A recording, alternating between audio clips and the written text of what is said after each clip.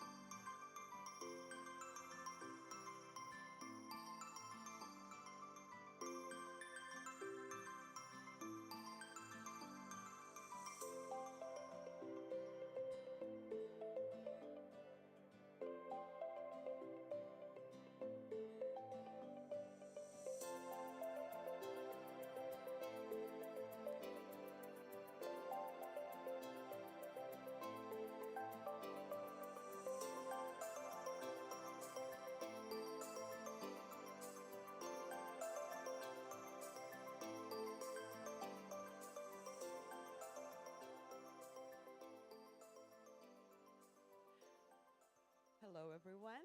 We would love to welcome you. My name is Elizabeth. I'm Benjamin. And we have David over there. Hello. We would love to welcome you all to our beautiful event that's kicking off right now. I would first of all love to thank you to all of our beautiful sponsors. You can see their names and logos over here, there, and all around the venue. Also, I encourage you to go and check out their booths and talk to them and talk to every representative. The talks will take place over here in the auditorium. With that, I would kindly ask you, every presenter, to 5 minutes before the presentation starts, to find Benjamin over there by the entrance, and he will show you around. Also, every time you're going to hear me speak, it means a new speaker is about to present. So just come inside and check it out. Tomorrow, we will start sooner, and we will have more presentations. And also, we have another stream ready, which will be the workshops, which Benjamin will tell you more about. All right, so from tomorrow, the workshops will start at 11, and we have 3 workshops on the 2 days. No, we have 3 workshops for tomorrow and 3 workshops for Thursday. So 6 workshops in total. You will have the choice. Please come to see the speech here or at the 9th floor for the workshops. You can also, go there to have some relaxed place to work. There will be enough tables, I think, for everybody to have a calm place to work. So I think that's all from us. If you have any question, just find us in the blue t-shirts or ask any volunteers running around helping you register everything. So just go ask them. The toilets are also in the upstairs in the pillar room where the catering is. With that, I would love to welcome our first speaker, Gautam from ParisDOT. Thank you, everyone.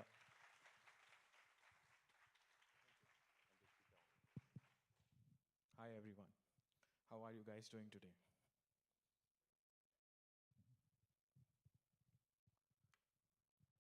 All right, cool. So it's nice to be the first speaker here. I hope you are all comfortable. You have had your water and everything because it's very hot outside.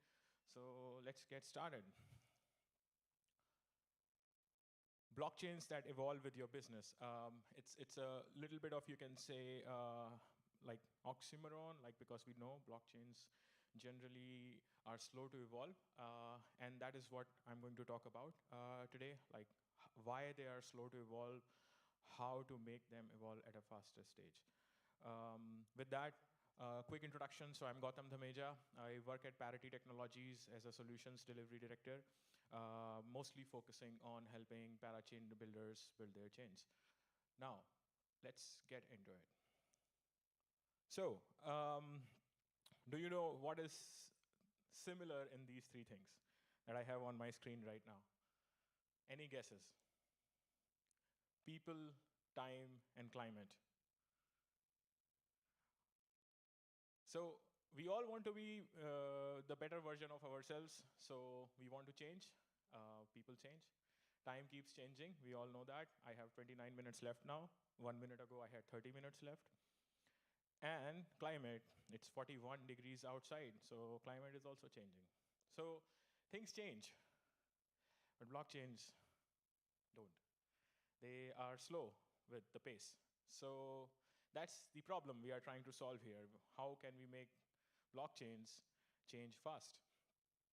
It is basically very, very hard to upgrade blockchains. When you look at it from a software development perspective, it's all about agility. It's all about, how can we get our user and customers the better version of the software as fast as possible. But when you start building on a blockchain on the current existing platforms, it's not so easy to give them the latest features, to give them everything that they need, and be at a faster pace to the market.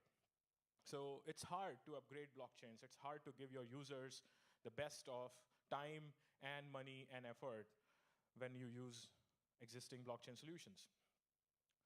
Now, sometimes you have to change some things, even when you are building blockchains. Sometimes you need to have a protocol update that is coming in. Potentially, you might want to change some layout, you want to change some rules, you want to change how the users interact, how the incentives are coming in, and so on. The other time, you just want to optimize a few things. Depending on how the gas market looks like, depending on how the transactions are being processed, every single time there is some new innovation coming into the picture, you want to incorporate that innovation into your solution. So you want to optimize. Sometimes we make mistakes, so we want to fix the bugs. We want to, address those issues and create a new version of the system. And finally, last but not the least, users. They come with requests. They want us to do better. And we have to respect and acknowledge those requests and build the system for them. Everything that we are building are for the users, right? It's not for us. So we have to respect that. So feature request. All of these things, if you look at the common denominator, they ask you to update your blockchain at a particular frequency, at a particular stage of solution development. Now, that is where, this is the source of the change. Now, what could change? What could be the target of the change? You could have your business logic changed. You could have the incentives changed. You could have basically governance changed on your chain. You might want to, basically optimize the data and the layout on the system. This is the target. This is where you have to make those changes that are needed. And finally, sometimes the technology itself changes. The underlying technology of how the nodes connect with each other, how the nodes interact with each other, how the consensus is reached, all of those things keep changing. So you have to incorporate those changes in your solution as well. You have to basically respect those changes. So there is a lot that can trigger a change, and there is a lot that needs to change. Now let's take some examples, like take some scenarios on how it all comes into the picture. So I'm taking the first scenario of upgrading a blockchain from a crypto native space. Let's say you have a DeFi protocol, and this protocol wants to introduce some new rules, and to introduce those new rules, you will have to make some changes to the schema. How does it look when you want to actually build, or you can say deploy the next version of this platform? You first have to upgrade your smart contracts that are already running the previous protocol or previous version of your DeFi platform. The second step, of course, you have to migrate the data. The third step, again, you have to basically test, deploy, audit, and do a bunch of these things. So this takes time. This takes a lot of time. And looking at some of the recent, you can say, examples, some of the DeFi protocols have taken years to update from version 2 to version 3 and so on, because it takes time. Let's take another example, this time a little bit of a enterprise side of things. Let's say a supply chain solution. And this solution basically requires you to add a new entity in the business. A new vendor or a new manufacturer wants to participate in the supply chain. What you have to do is basically you have to add some new parameters, you have to integrate with some new systems, and you have to upgrade your smart contracts. Again, the same process, and it takes time. It eventually introduces a lot of lag in business process and technical process. So these are some of the issues that we see when we want to upgrade a blockchain-based solution, and how it impacts the business or how it impacts the users. So that was the technology aspect of things. Now let's talk about the people aspect of things. So blockchains are decentralized. There is no admin. There is no one single person who would push a button and something would change across the whole network. The second thing is, it is extremely, extremely hard to find alignment when there are multiple people involved. There are some networks out there who have not changed much in the last many, many years, because it is hard to actually write some roadmap down in a Google Doc and then try to implement that on chain. You need to find a way to actually enact that roadmap while getting consensus on it as well. So that is where the people aspect of thing comes into the picture. So on one side, the people aspect, the network stakeholders, the developers, everyone who is involved in making a decision is not getting the right tools to take those decisions, to enact laws based on those decisions. And on the other side, it's the technology itself that does not support change. So what do we do about it? Let's think for a moment that if we want to solve both these problems, if we want to essentially make blockchains really evolve with the users, with the use cases, with the market, what does it need? What would it require, essentially? So the first thing is, you want to have a consensus or the governance mechanism that can basically allow users to participate in a much, much faster and much, much verifiable manner. So you need some sort of an on-chain governance. The second thing is, when the blockchain gets updated, people have to download a new node and a bunch of other things. You might want to solve that.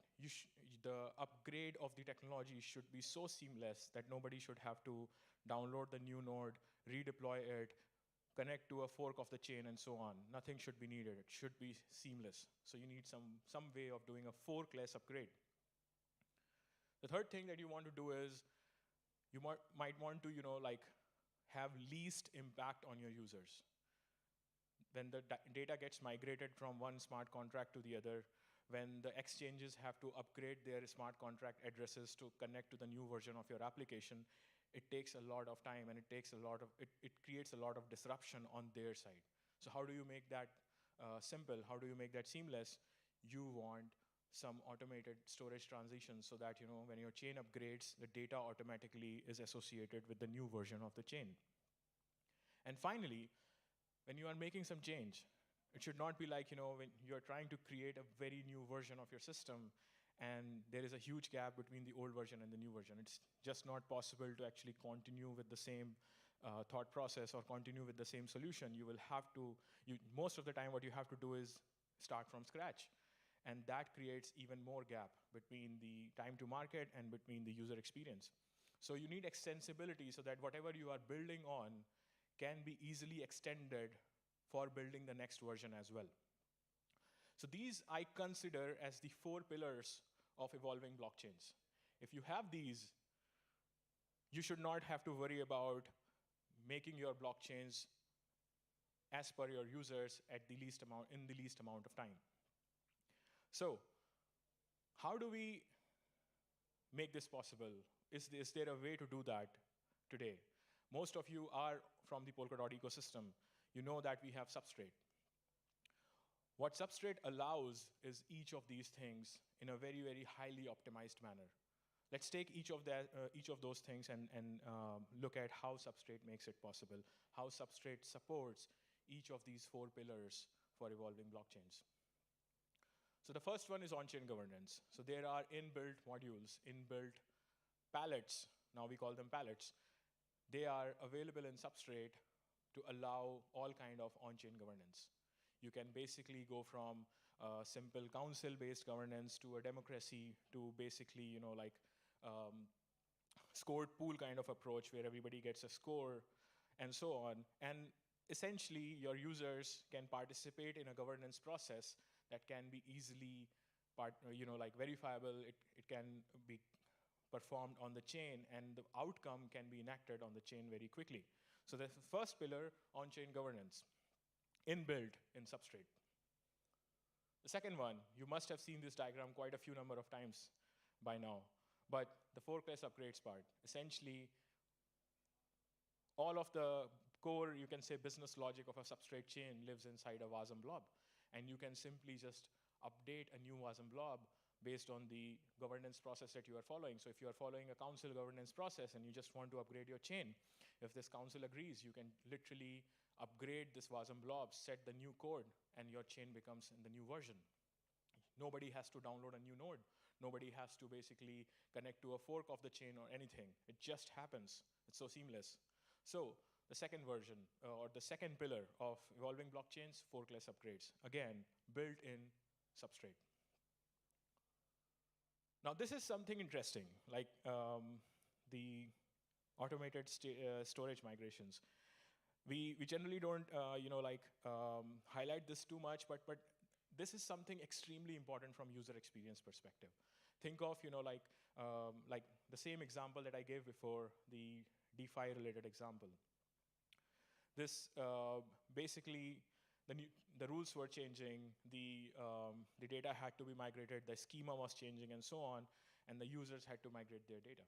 In this case, when you use Substrate and you upgrade your chain, you can simply write your migrations, run the upgrade, and those migrations can run on a hook that can just simply migrate the data to the new schema. Your users don't have to worry about it. Your exchanges don't have to worry about it. It just simply happens as part of the upgrade process. So the third pillar, automated storage migrations, also built into Substrate. And finally, extensibility. If you just have a black box node, let's say in any other blockchain platform, and all you have is, you can just update your smart contracts on it, and it's not very friendly for extensibility. You will have to upload new smart contracts. But when it comes to Substrate, it's a pure white box approach. You can just simply have any part of Substrate, extended to a new or different version as per your needs. You can also have pluggable consensus. You can also have an upgradable runtime.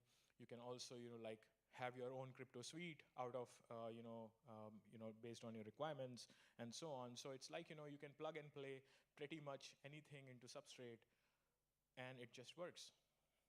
So you don't have to do a lot of things from scratch. You don't have to, design anything from scratch. It's just there. There is a skeleton out there and you just have to, fill the meat in it and you are good to go. So The fourth pillar, extensibility, which allows you to quickly design and upgrade your blockchain solution, also built into Substrate. So if we look at these four aspects, all of those four essentially are available as part of Substrate. And this is the power of like evolving blockchains. Your users, your exchanges, your wallets, nobody has to worry about it. So essentially, when you use Substrate, when you are building in the Polkadot ecosystem, it is really not that hard to upgrade blockchains anymore. It's really straightforward.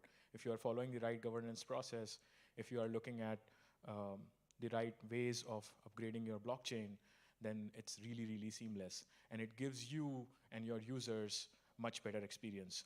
Your developers, much better experience. Now let's take a look at some stats. Most of you can say the topic that I wanted to cover is done, but I wanted to give you a little bit of a sneak peek on some stats. So in the last few months, in the Substrate or in the Polkadot and Kusama ecosystems, we have done 100 forkless upgrades without any fork, without any issues with any users. It just went well. We have had more than 1,400 actively participating users to participate in making decisions about these upgrades, like participating in referendum, what should happen on the chain and what should not happen, and so on. And if you look at the entire ecosystem that we have in Polkadot and Kusama, we have had 621 forkless upgrades, and even more because this data is a little old. And it just went fine. Every chain gets to upgrade itself at the time when they need, at the time when their users want, and it just works. So that is basically evolving blockchains for you. Thank you for listening. Any questions?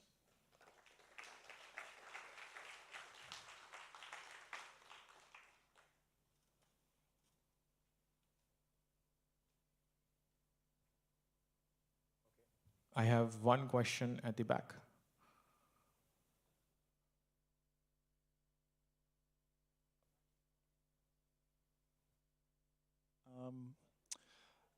I was going to ask, so when data's changing over time as you upgrade and you're migrating the nodes storage like automatically, do you provide supporting tools to the dApps that use the chain as well to manage those kind of migrations, or is that expected to be dealt with from the dApp side?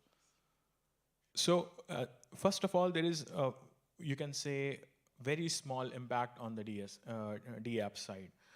There is no address changing. There is no, you can say, interface changing, or pretty much like if there are external interfaces changing, then we do communicate, we do let them know, and we update the libraries as well so that the dApps, those who are connecting to the node, are able to use the latest version of the libraries for API-related things. But when it comes to the on-chain logic, there is really, really minimal impact unless we are changing the signature of the functions, not the cryptographic signature, the parameters and stuff. And in that case, yes, there are, you can say, there is something known as metadata in Substrate, which automatically gets updated on any runtime upgrade, and the dApps can easily, use the latest metadata. So there is definitely tooling available for that. Thank you. Any other questions? All right, then. That's it. Thank you so much.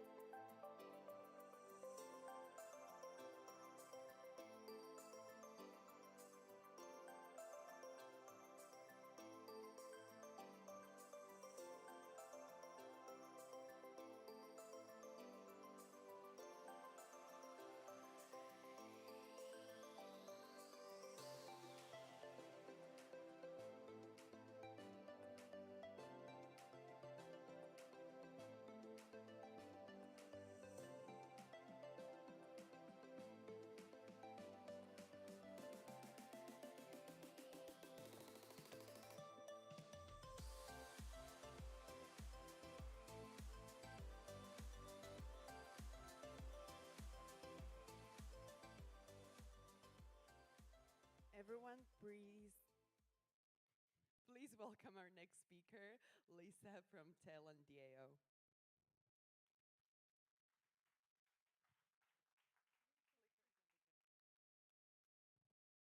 Hello, everyone.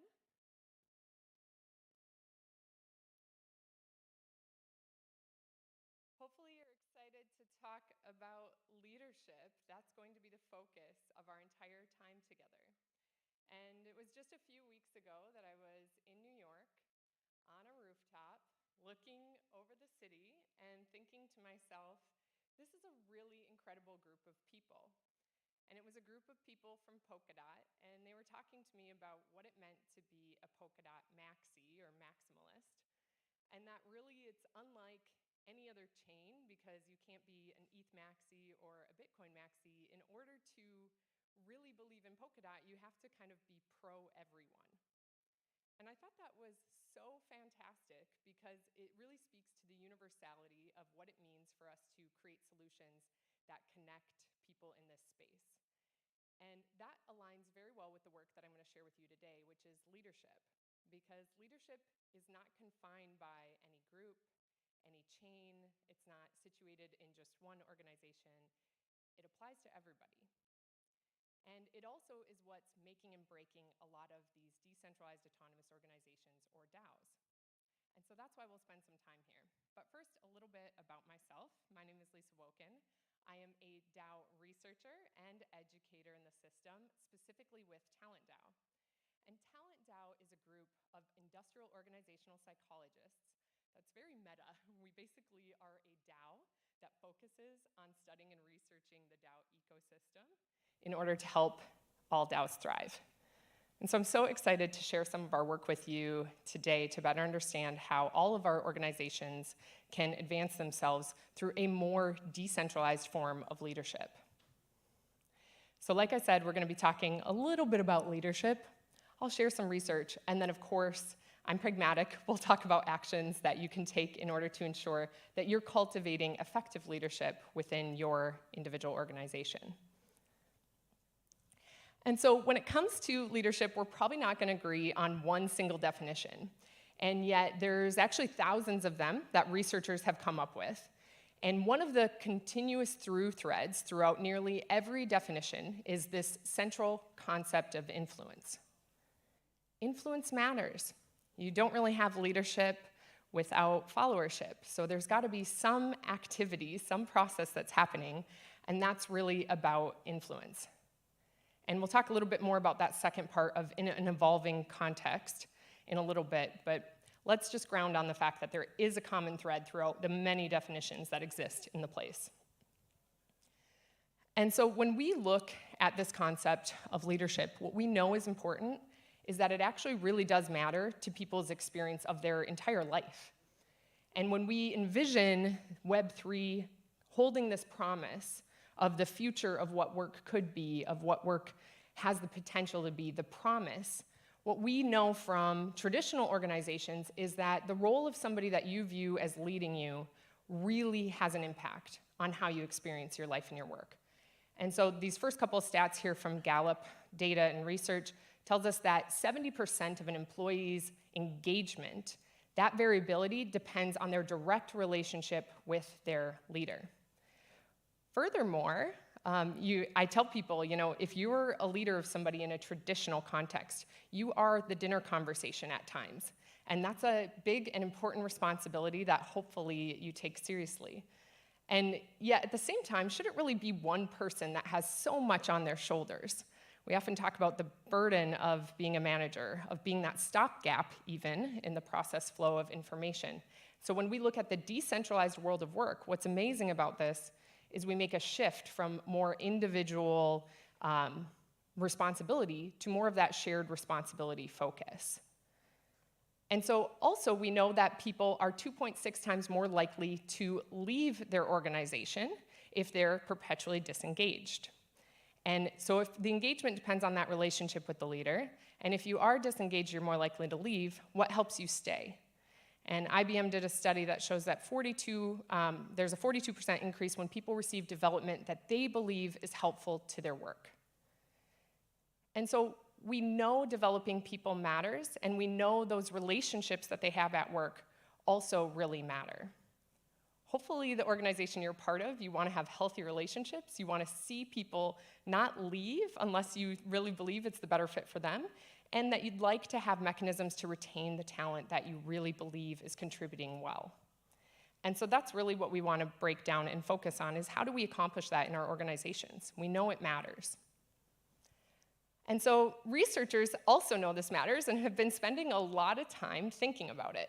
Believe it or not, it wasn't until the 1960s that this whole field of organizational development really actually became an academic field of study.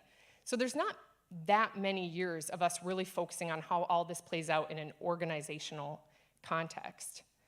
And yet, we have been looking at leadership, and people have been writing about leadership for ever since humanity has really existed, because when humans gather, leadership emerges. And so this shouldn't completely surprise you. Think about what you envision as the stereotypical view of a leader. Conjure up what comes to mind when you think of leadership. Odds are it might be one person. That one person might be a man. They might be in a suit. I don't know. Whatever came to your mind, it's worth getting curious about. Why did that come to your mind? And what we know is that that really was a traditional and more Western view of leadership throughout time, was this idea of Napoleon, the person charging up the hill with the flag, one man in all of his glory with the many, many followers. And yet what we've seen is that there's really been a need to look at it differently, and researchers started digging into this and getting curious, asking different questions. Is this one great man, or whomever it is this individual born with this, or is it something more made? And so there was all these theories that came about, like trait theory, and looking at what are the specific aspects that make somebody a really great leader. And they may have found some things, but it was largely a field of study that found out, like, hey, actually this isn't just something that's born. It's not something that's genetic, that you have this genetic code that makes you more likely to be a really great leader than somebody else. Not. And so researchers had to start asking different questions. Like maybe this idea that the context matters. In fact, many of the people who had really heroic moments that were seen as leaders, when they get interviewed about what gave them the courage to step up into that place, they often reflect very humbly on it was really about the right time, the right place. And so we started getting curious in our inquiry about what exactly then makes somebody show up in a moment. Maybe it's not their genetic coding, maybe they have some help in that space, but maybe it's more so what they did in a moment. It's this action. It's a process, it's a choice, it's intentional.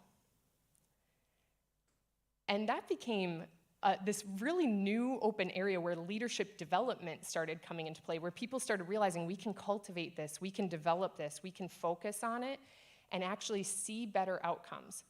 Imagine when you realize that you take all of what we've learned in academic research and all of a sudden know that there's people sitting within your organization right now that are fully capable and have the potential to be acting and functioning like the people who we've named leaders. We've given them the title, we've given them the position.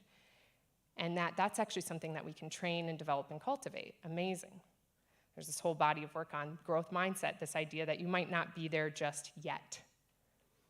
And so what we did, though, was took it even further. Keith Grint is the researcher who came up with constitutive theory, and that is really this notion that it's not just about who you are in the place and time, but it's also about others' perceptions of that context. And this will not surprise people that you can take one really great leader and probably find somebody who thinks they're not so great.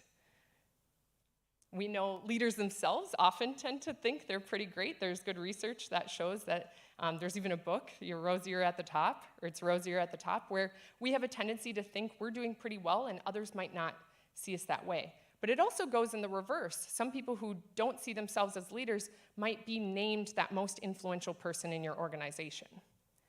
And so what we've done is we've brought it all together to realize that perception really matters. And so it's worth focusing not just on developing people, but also on getting the mindset right. And so we wanted to, at Talent DAO, really dig into this further to help understand what is that shift from more of a Web 2 to Web 3 mindset that we can help people make, and what is a model that's empirically rooted, where we know that over time, what we've studied about leadership shows certain behaviors that actually drive outcomes. And so that's really brought us to this culmination, which is this concept of mojo over ego. If there are 3 words that help people make the shift successfully in their mindset, this is it. Mojo over ego. So what's it mean? You're probably already reading the definition of mojo. Very similar to a lot of stuff in this space, there's a bit of gaming lore that underpins this concept of mojo. There's a lot of different definitions of it. And yet, really, what we see it as is it's about knowing yourself. It's about knowing your strengths and what you can bring, and then coming boldly and confidently with the asks and offers. And what do we mean by asks and offers? This is a lot of that permissionless culture that we're perpetuating within DAOs and within Web3 and within a more decentralized future. That whole concept that you might have heard before, like someone tapped me on the shoulder for this opportunity. That's, of course, going to still happen. We work more by our networks than confined by organizations today. And yet this whole notion of being able to actually step your career forward because you have a self-awareness and you understand a context you're entering, and therefore you know what you can ask and also what you have to offer them. This is more of that cross-pollination and decentralized way of working that allows us to participate in these more porous organizations in the DAO context. It lets us flow in, come with our asks and offers, participate in a way that's meaningful for us and the organization we're contributing to, and then to flow on to whatever else is that next best step for us. This is a lot of even what we talk about wanting in a lot of our careers. It's gone from, ladders to lattices to portfolios to now really the space where you get to design what that looks like and have that greater autonomy. And then, of course, ego isn't bad. Our ego helps us take care of ourselves and get our needs met, and it helps us ask really important questions like, how will I get paid? Or how might we provide maternity leave in our DAO? We're asking important questions with our ego, but it's no longer the driver. It's no longer about I worked at X thing, or I have a degree from 15 years ago. It's more about truly how you show up and can partner. And so that brings us to this comparison of what exactly does it look like, though? How does this shift? And the 2 lists that you see behind me, they're not exclusive of one another. It's not that we don't have roles that are from traditional organizations in the DAO context. And it's not that our traditional organizations don't have what you see here that DAOs are heavily leveraging. It's more about where you're leaning the most and where you're putting the greatest emphasis within your cultures. And so you'll see that traditionally we've thought of leadership as something that our senior leaders, we trust them to make decisions. They have veto power. They have the ability to completely change course if they need to. And really what you see in the DAO context is that's much more crowdsourced, which I would argue even traditional organizations are trying to move much more in that direction of how do they harness the more collective potential. And yet you really see it inherently happen almost effortlessly in the DAO space, not without dysfunction though.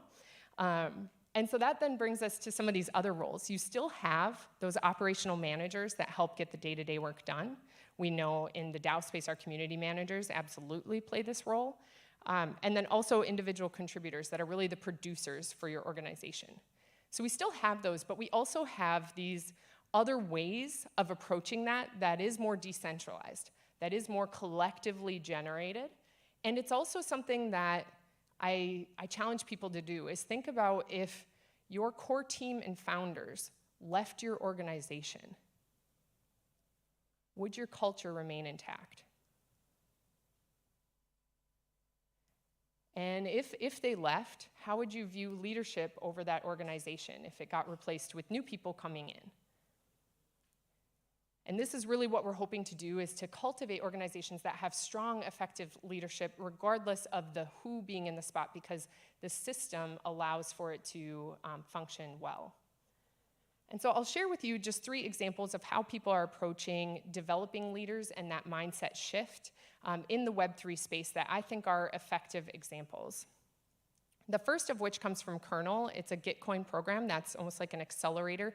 It brings cohorts of people through in blocks to focus on not just Web3 projects, but also developing themselves in the space. So getting a general education as well as then a network that really helps them produce projects in the future. And I'm not going to read each one of these to you, but what I want you to do is even just notice some of the language on them.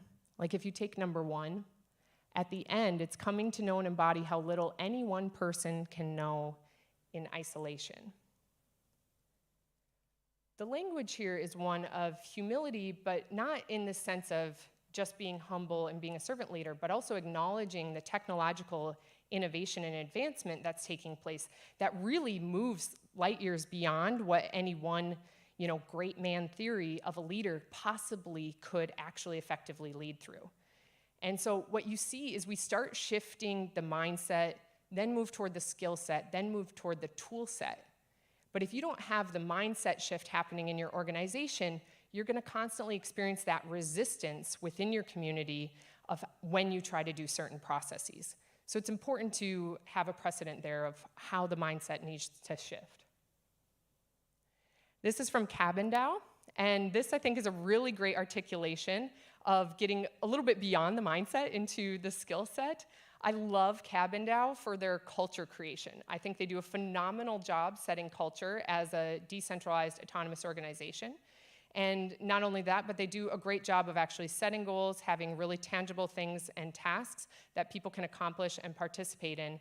And even when I was onboarding, one of the things that they do a really wonderful job of is actually telling people, we welcome lurkers. We want lurkers. And that really is about building that outer community to hopefully then convert over to a core community to then have your true core team.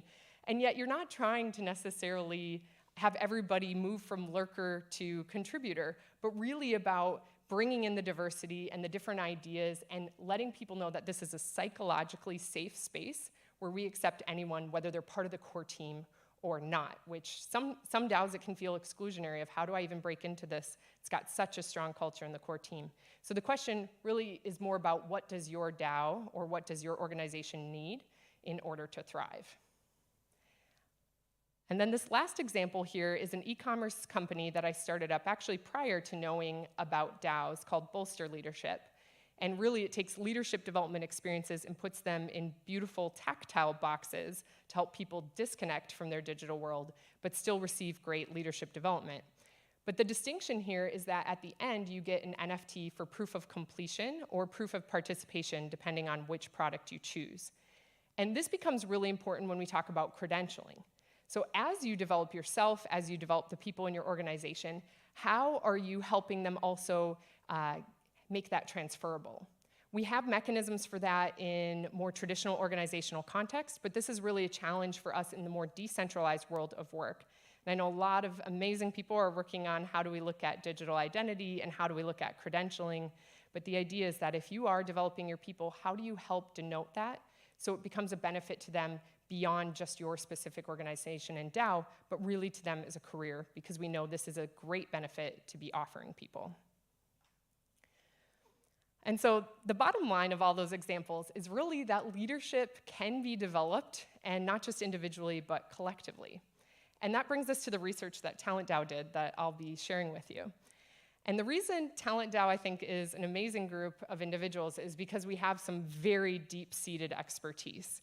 And my counterpart on this research, Senior Nasuno is what he goes by, but Mr. Nobody, he actually specializes in doing research on research.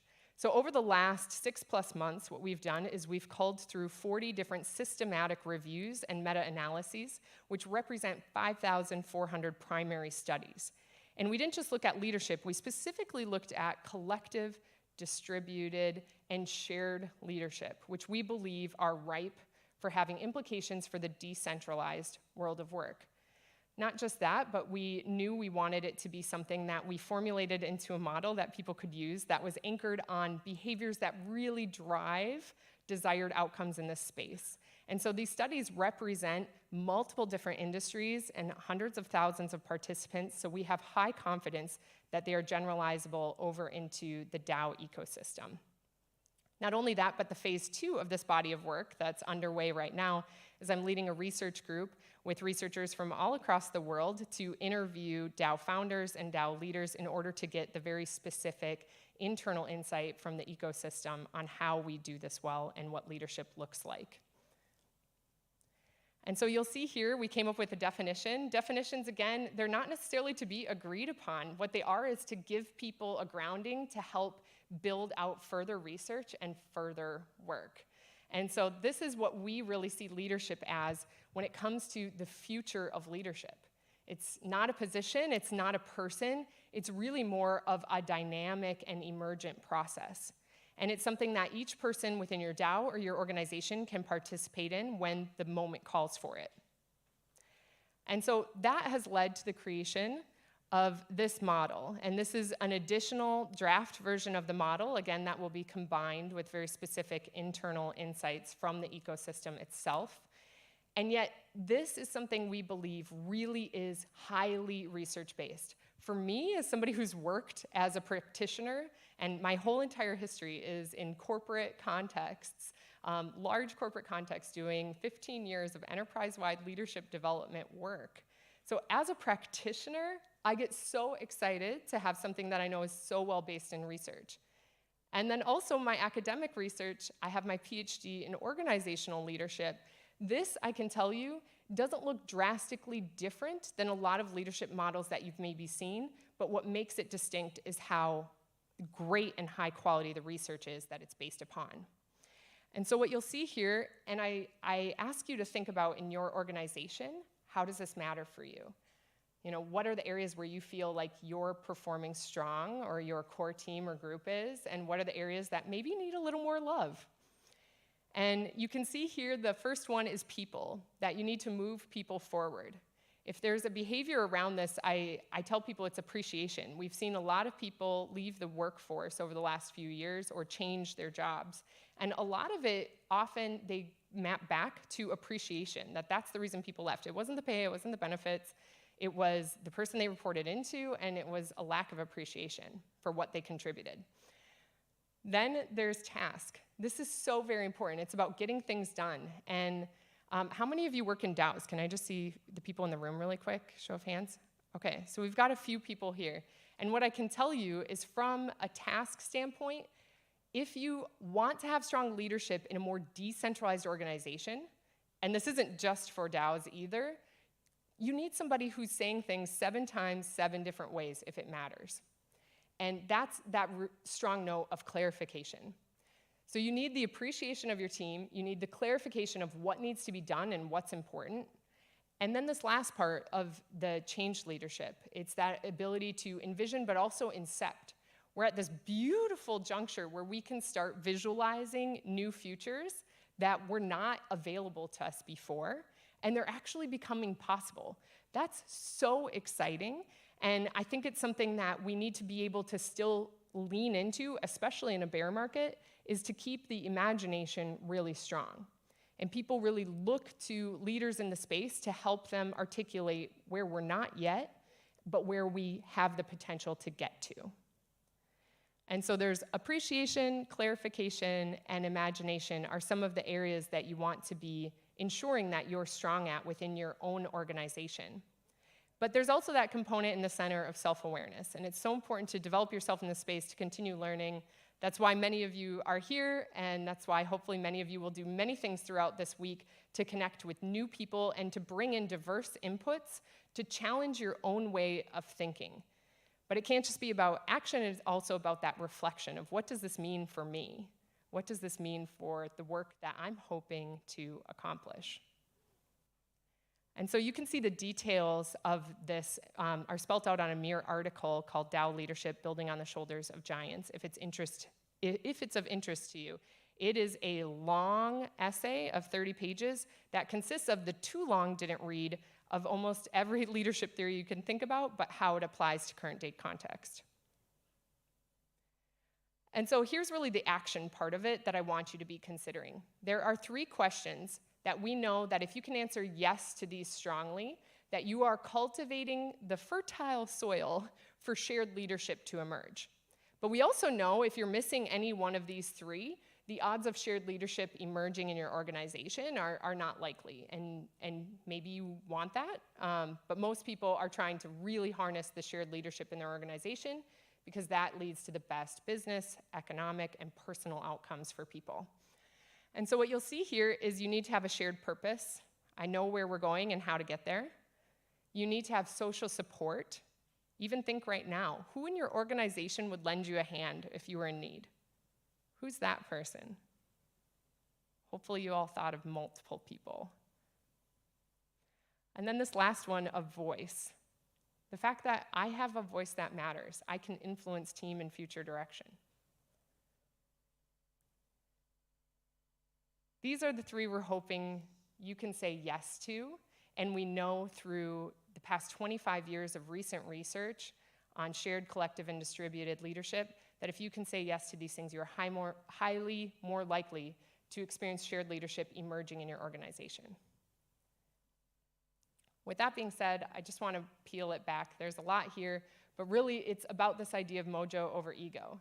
Knowing yourself, knowing your strengths, coming boldly with your asks and offers as you navigate this more porous, more decentralized, and quite frankly, exhilarating space. Like if you're not maybe simultaneously exhilarated and terrified by all that the future holds, you know, keep talking to people because it is very exciting to see what's coming and to have a little glimpse into that future and how glorious it can be in many, many different ways. So the things that I'd ask of you, first, if you have extensive leadership in the DAO ecosystem, I want to talk to you, I want to interview you. And then I'm going to record it, and I'm going to get together with a whole bunch of other researchers, and we're going to code it, and we're going to come up with something amazing that future research can be built upon in this newer, more decentralized ecosystem. The second thing I want you to do is to consider really how are you developing yourself? Whether it's with Bolster Leadership, whether it's with podcasts, whether it's being here and meeting new people, it's important to continually cultivate your own sense of leadership. And Talent DAO can help you with that, which brings me to my last one, which is really all about connecting up. TalentDAO.io is our website where you can access our newsletter. We only send it about once a month. We're not spammers, and not only that, but you'll get high quality publications that we believe have been vetted and are research-based and influential in the system. Specifically focused on DAOs, but also more broadly to Web3 as well. And with that being said, just want to thank you so much. Connect up with me. My co-author on the piece is there as well. And it's Talent DAO, Bolster Leadership. But more importantly, I'm so excited to be part of the Polkadot community, so excited to see all of you here, and just so excited for a great week in Paris. So thank you all so much.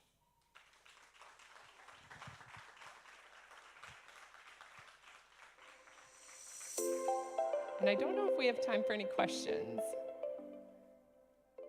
Do you want to do questions at all, or should I take them out back? Okay, 2 minutes, so I do have time for questions here. And if you have any questions we don't get to, then I'll be happy to talk with people outside as well. Not actual outside, it's too hot outside.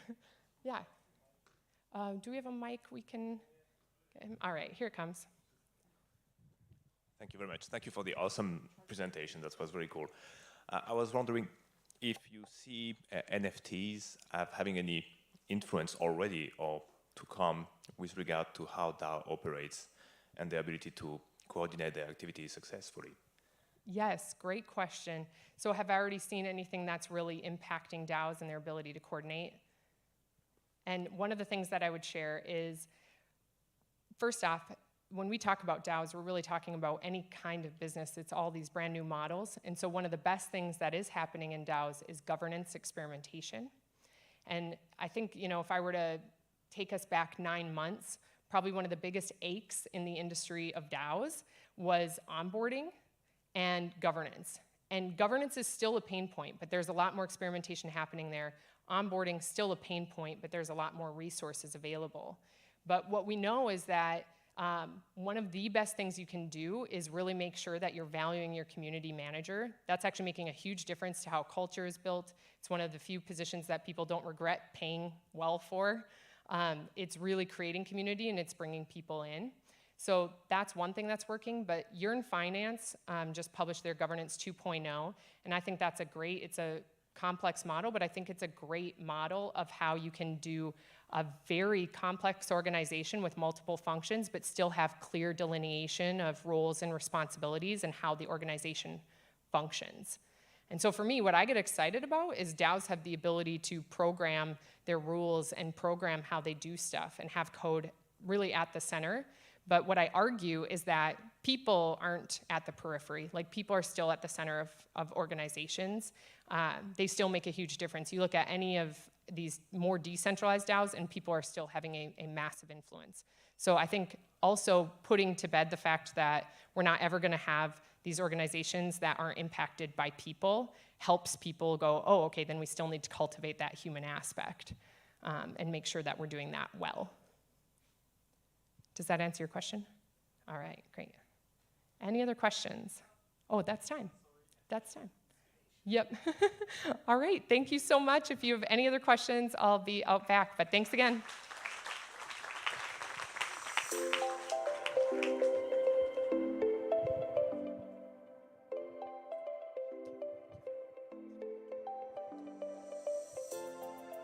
Thank you, Lisa. And with that, please welcome our next speaker, Hoon Kim from Astar.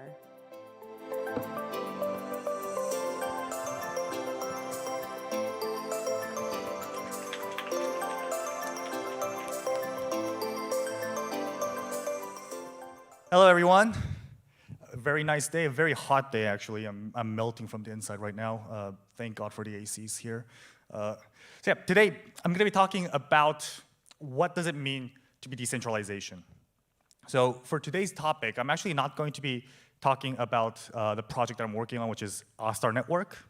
If you want to learn more about Astar Network, we have a booth up there in the pillar stage. After this talk, we're going to be having a break, and probably you'll have a lot of, if you have any questions, if you want to learn more about what we work, you can meet us there. But instead, today, I'm going to be talking more about a general topic, the concept of decentralization and the whole purpose of blockchains and Web 3.0. So let's look at today's agenda here. First, we'll start with what is decentralization in a definition way, and also the history behind decentralization. Second, we're going to look into the history of communication. It's going to be starting with how humans communicate, both in decentralized, centralized way. We want to look into why people want to talk about decentralization. Third, we'll analyze decentralization to its components, its factors, and determinants. And finally, we'll conclude.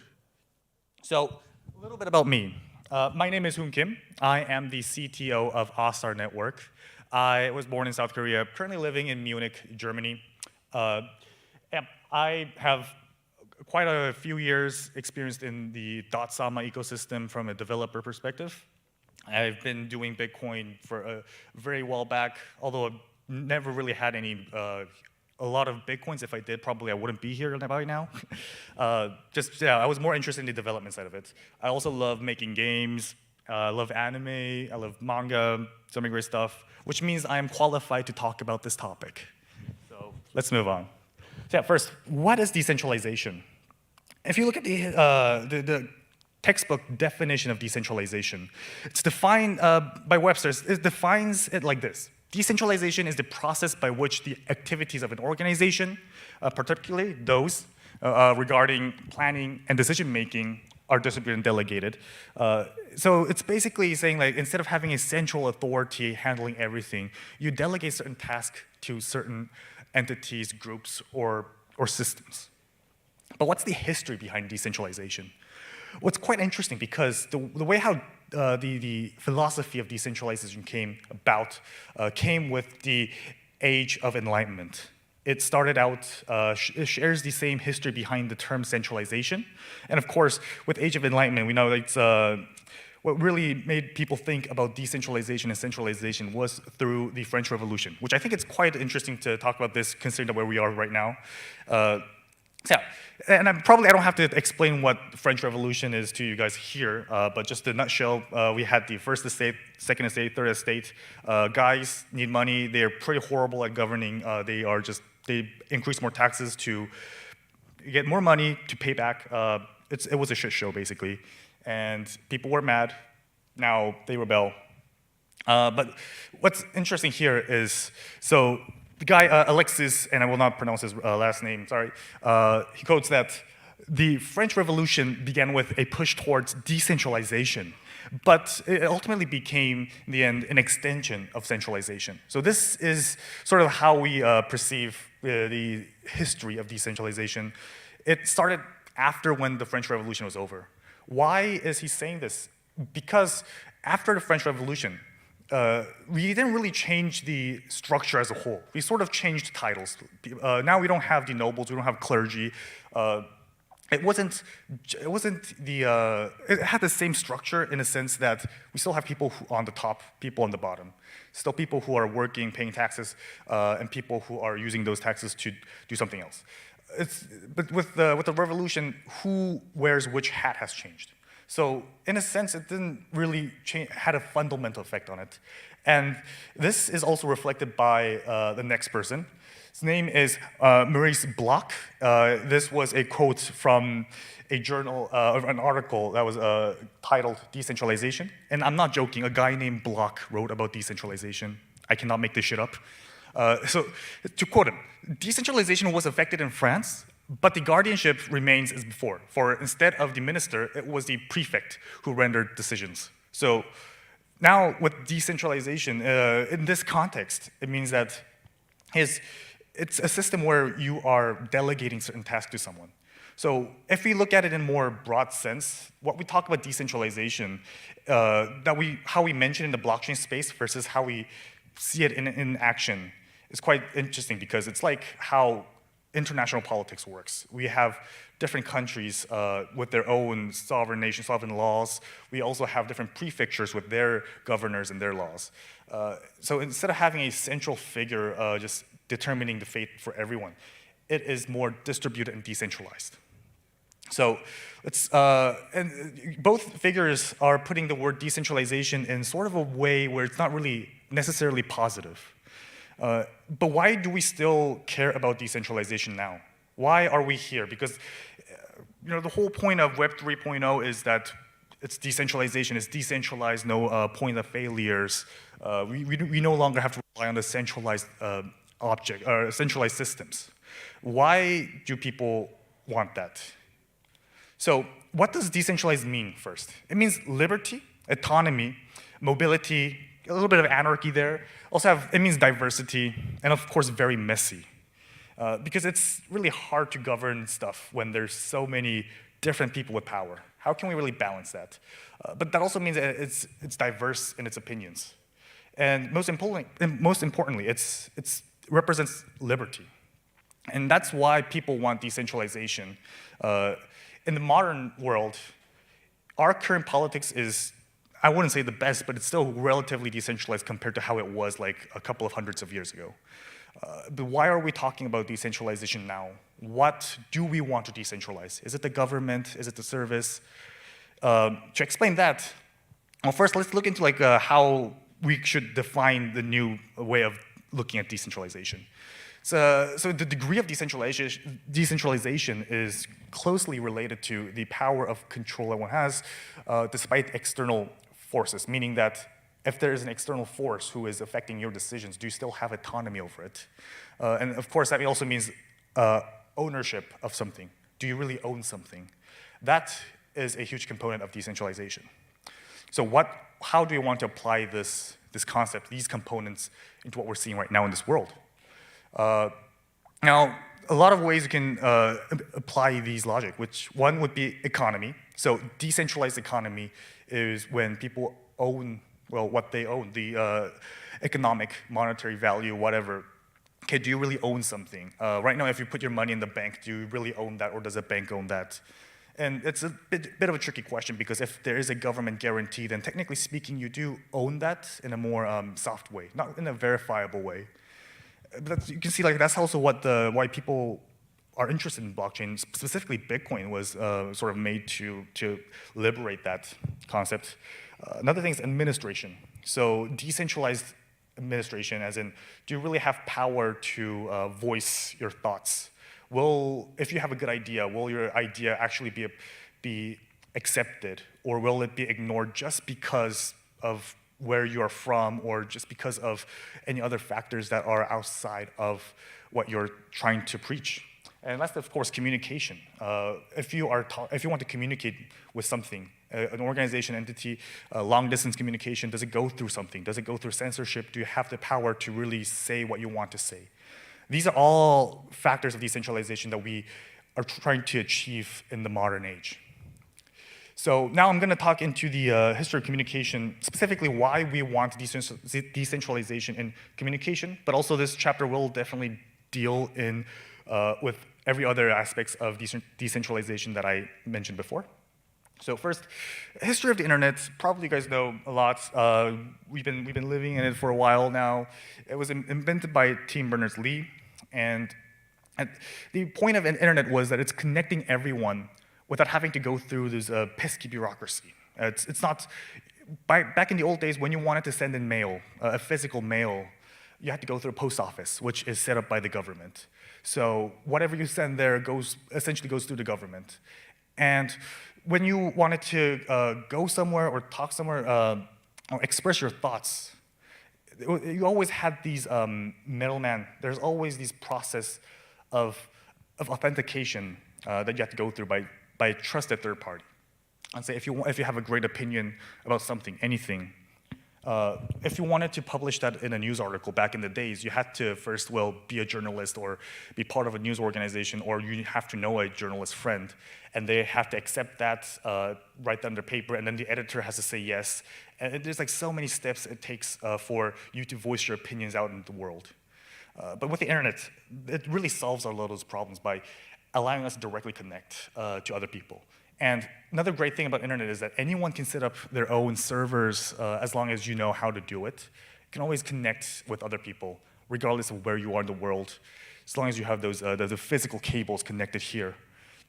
And this is really the beauty. Another thing is, there is no global legal entity that decides how internet is going to work. It's more like a bunch of corporations and great minds in the world coming together and coming out with a single standard. And that's how internet has been evolving. We never have one country that dictates how it should be like.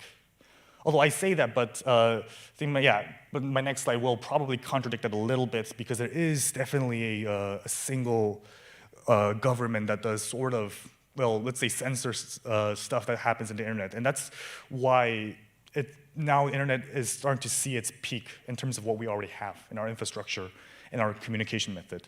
Because we rely so much on centralized organizations' service and their way of doing things and their policies to I guess, distribute our voice to the world.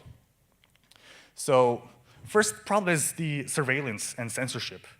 Now, of course, we have the USA Patriot Act of 2001 that happened after the terror attack. Now, the US government has total authority over any communications that's happening that goes through their jurisdiction. The NSA PRISM Act that was exposed by Edward Snowden also points out that, yes, if internet traffic, if a packet goes through, it just happens to cross the US jurisdiction, then the US government has the right to monitor that, censor that, do whatever they want. And this is, and they can do this in a mass scale because most of the communication that we're doing actually goes to the corporation. So the US government only has to ask the corporates nicely, can you give us some good data? You know, I want some data. You don't hog all the data now. And it's a problem because now we thought internet was going to decentralize us. Traditional days of trying to voice your opinion through a newspaper, we have so many intermediaries. Now, we thought with internet that intermediary is gone, but we still do have those.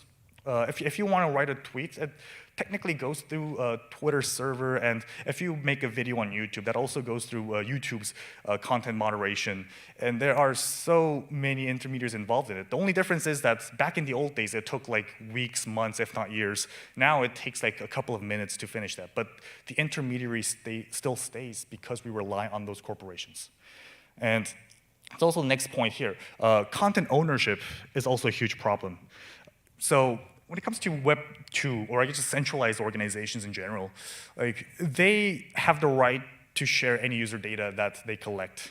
It is beyond our control. If we say like, no, I don't consent on providing my user data, then they're like, well, I'm not gonna give you our services then, because like what are you gonna do, pay? No, I'm not gonna pay for Google.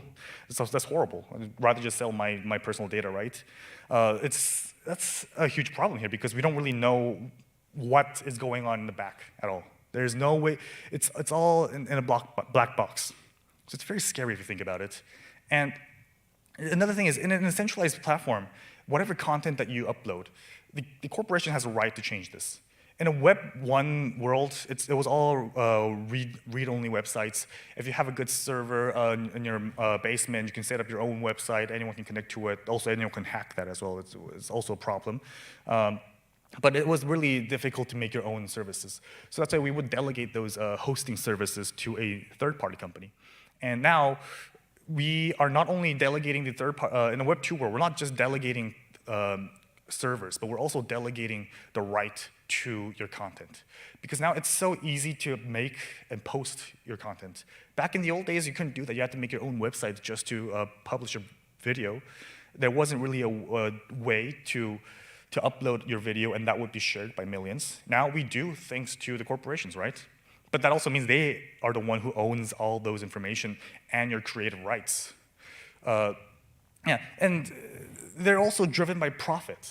Like, don't get me wrong, I love money like everyone else, but if you let a company who is solely driven by profit, not some sort of a vision or a motive that goes beyond profit, they're not trying to use profit as a way to fulfill a certain goal, but they're using profit as profit itself becomes the goal to pay off their shareholders, people who have authority over their organization. That's because we live in a capitalistic society, right? And this becomes a problem because now whatever makes money is what they're going to be focusing on. They're not focusing on what makes sense. They're not focusing on what has value to the users. They only focus on what users are willing to pay for. So the biggest problem here is users have no authority over the creation. We create something, we upload something, we buy something from an organization. We do not have authority over it. So you don't really own anything in this case. So let's look at a couple of examples here. Like, for example, recently, Ubisoft, a French company, coincidence, they actually started removing their games on online stores. Even if you bought the game now, you can't play it. Even if you own a CD, a physical disc version of the game, you can no longer download updates for this game. And this is a huge problem because now I bought the game from them, but they're telling me like we're not gonna maintain this game anymore. I don't know why. Fuck off. It's a huge problem here. And if we look at online games, that's also a huge problem because online game requires a server to actually work, right? But a server costs money for a company to operate. There is no way to incent, and P2P servers are also rigid with so many hackers there, and it's really slow. There's so many problems going on right now that even with online games, if the company decides to pull the plug, in a more literal sense, no one can play that game anymore, even if you buy it. If you bought like a skin in a game, you don't really own that if the server goes down. Even with you guys know how Vitalik Buterin, he got interested in Bitcoin and blockchain, eventually made Ethereum. Well, he was playing WoW, and then Blizzard decided to just remove some of his funds due to a server hack or an incident going on. So he noticed that, yeah, wow, if my character is in a centralized system, the organization who owns that system can pretty much do anything without any reason. So you never really own anything, but you get the illusion of ownership. So that's another thing is with the YouTube as well. Like, if you know so many people, YouTubers, content creators on YouTube who rely on YouTube's monetization system to make a living. They can only live, back in the old days, YouTube was supposed to be a YouTube, as in like anyone can create any video. If it goes viral, if people really like it, then you get paid for it. So people can make something that other people like. It's not really perfect, but it had its merits. But with now YouTube, the organization is centralized, so they have the right to change any policy they want, any way, how they want it. So in a sudden moment, you could actually see people losing money and losing their livelihood just because of a factor that they have no control over at all. How would you call this a rational era to live? Really, we are seeing the same thing over and over again. And I mean, I'm not really saying that is the case, but the resemblance is uncanny here. They have the ownership. We, as the normal folks, don't have any ownership. We just be happy with whatever they happily give us. So that is why people created Web 3.0. Naturally, we see the limitations here. We really want ownership, we want control, we want stability in our lives. We want decentralization and freedom. So we want to decentralize the internet, the way how it is, the value that it provides now, but also with the ethos that we had during its inception. So let's now analyze decentralization. Like, what does it really mean to be decentralized, and what are the main factors, and how do you even measure decentralization? Of course, I cannot actually come up with a well-formulated theory yet. I'm still looking into it a lot. This is actually a topic that I've been researching for a while, and so far I was able to come up with a clean format. So basically, we have 3 layers of decentralization in any given service or organization. One is the ecosystem layer, very top. Next, we have the administration layer. Ecosystem would be you can say the application citizens, or something that lives on top of a certain platform or an organization. And the administrations are the one who has the right to change the platform or the organization depending on its requirements. And we have the protocol layer. Protocol is a little bit more technical term, but if we put this into if we use this analogy to a government, then it would be like the constitution, something that the administrators cannot easily change. And they do have influence on it, yes, but it's something that actually they rely on to ensure that it actually works. For a company, it could be like a founder's agreement or a shareholder agreement. And here, so the top layer sort of relies on the bottom layer to not fuck up, but the bottom layer can influence what's going on in the top layer. So let's look at YouTube as an example here. So YouTube, you see the ecosystem layer. We have the content creators, people who are making videos, they're uploading. How decentralized is it? Well, I would say it's actually somewhat decentralized because anyone can upload a video. They can just easily create a Google account or a YouTube account, Google Plus account if that's still a thing, which is not. You can just upload your video right away. There is no restrictions in uploading it. Of course, I'm not saying that there's no restrictions in maintaining it. That's a different story. Where now, the next layer, the administration layer, it comprises of Alphabet, the company, Google, or the parent company of YouTube, and its shareholders. They are the one who influence what the ecosystem should be like, or what kind of ecosystem they really want to have. They cannot directly ask people to upload this or not upload that. So they have to be a little bit more subtle. Of course, like YouTube is they're not really subtle at all, but get my point in that it's in their best interest to make sure that the ecosystem is somewhat autonomous. But the administration layer is so centralized. They only have one purpose, and generally speaking, they're kind of homogenized. Not anyone can be a shareholder of YouTube or Google. It's a little bit difficult in that. YouTube servers. So who has access to YouTube servers? Of course, the company and its engineers. But even the engineers, they can only operate certain things that does not go against the contract that they have with the administrations. So the access layer, not everyone has access to it. It's extremely decentralized. But so what if we use this framework to a blockchain? So let's start with a very well-known decentralized platform, which is Bitcoin. So the ecosystem layer, we have users. Now, I didn't put dApp in it because you can't really make dApps on Bitcoin. So naturally, the ecosystem are any projects like wallets or protocols or services that use Bitcoin to a certain capacity. And anyone, literally anyone, you don't even need an internet to make a wallet. It's just math. It's that easy, that open. It's completely permissionless. Anyone can do it. And next, the administration layer. So who actually has the right to make changes to the Bitcoin protocol?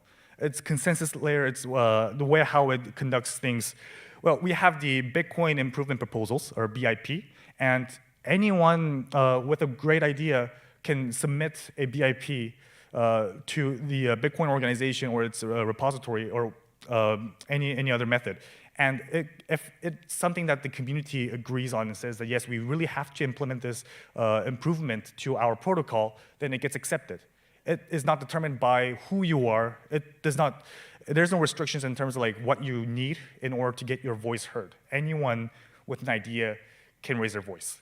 Of course, you also have GitHub issues, dev, and community members who can influence which BIP gets accepted and which direction it goes. If they disagree, they fork it. They create Bitcoin Cash. They create Bitcoin Satoshi Vision, whatever. And we also have the protocol layer, which is proof of work, the consensus algorithm that actually allows this network, this ecosystem to live. And proof of work is also extremely decentralized because anyone with a good hardware can run up a mining node, and that's how the transactions are passed. And here you can see I actually put decentralized and not extremely decentralized in the administration layer because you still need some sort of knowledge. You still have to be part of the community in order to say something. But the fact that anyone can do it means that it is quite decentralized. Now let's look into the next example, which is probably the reason why everyone is here, which is the .sama ecosystem. And you can see in the ecosystem layer, we have users and small projects. And small projects includes parachains, wallets, any other services that use any capacity of Polkadot and its governance. And we have the administration layer, which comprises of governance, Web3 Foundation, Parity themselves, of course. We do have Polkadot, we do have PSP, the Polkadot standard proposal that's what determines what standard Polkadot should have, but it's sort of more of a suggestion than a enforcement, so you can still go against it. Nothing really happens, and it is also, it's not as effective as BIP, but that's because Polkadot is not as mature as Bitcoin, obviously. And here I put it as slightly centralized because the requirements of being a part of the government and governance of the Dasama ecosystem is not, it's a little bit difficult than how it is in Bitcoin or Ethereum. Like, to be part of the governance, you still have to get a seat. And if you look at the actual democracy palette data, right now, the majority of the seat is occupied by people from Web3 Foundation and Parity. So in the end, it's still like organizations, maybe not for profit, and they do have a better vision behind them. So I am more confident than a traditional company, but it still is somewhat centralized in that sense.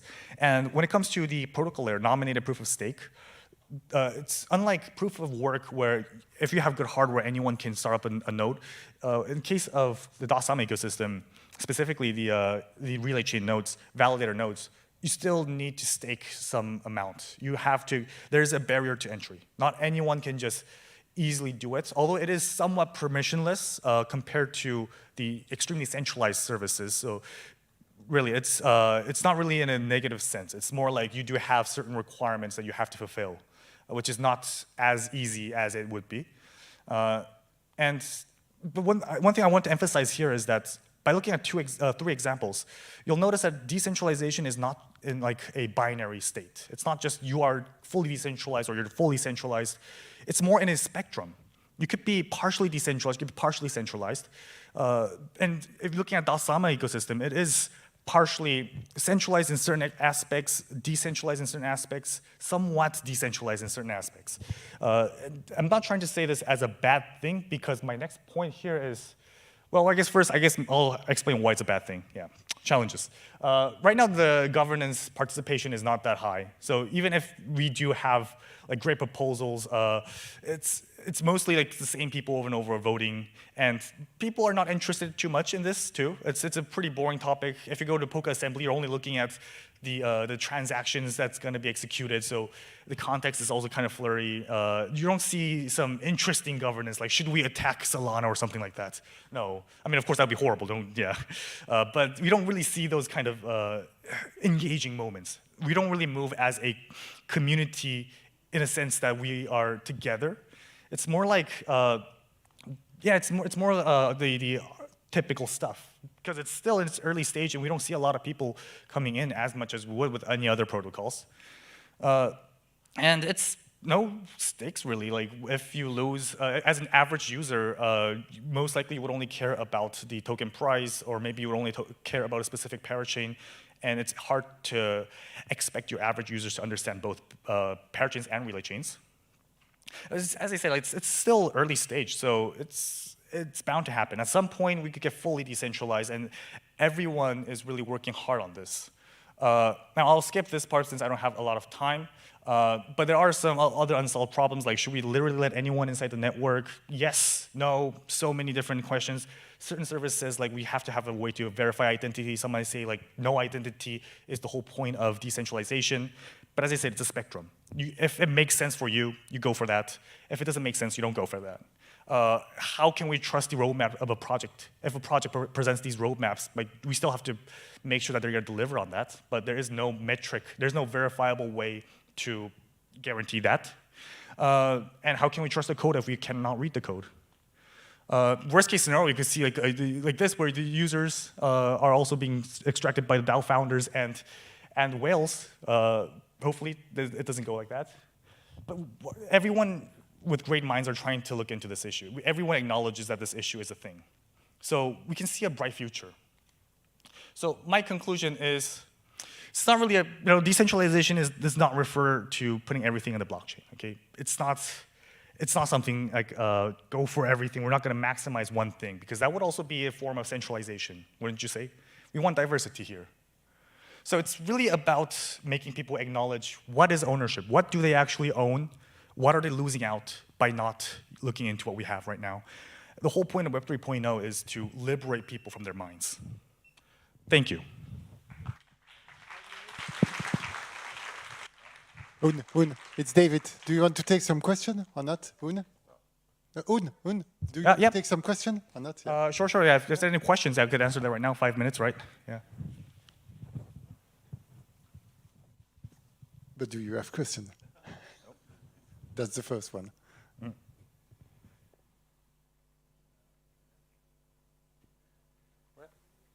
Oh, sorry. Oops. Oh, no problem. Thank you. Thank you, Hoon. This was an amazing presentation. You said you're doing research on this topic. Can you elaborate a little more on this? Yeah, thank you for your question. So my research is mostly right now focused on, I guess, how to define decentralization, measuring decentralization on a given protocol and a given aspect. I defined it into 3 layers, and my current research is to understand how can we actually quantify the decentralization of the ecosystem, the administrators, and its protocols. And my next, I guess, research focus would be to understand what are the influence factors. If the decentralization of a certain layer is low, then how would that affect the top layer, and it's, etc. But it's the purpose of this research is to understand how a blockchain project should structure itself to gain confidence in being decentralized, and how should we make a governance around this this concept. Yeah.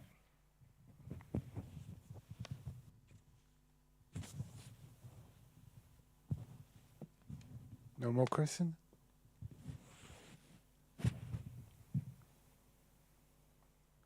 Okay, no thank you. Means longer breaks, so thank you.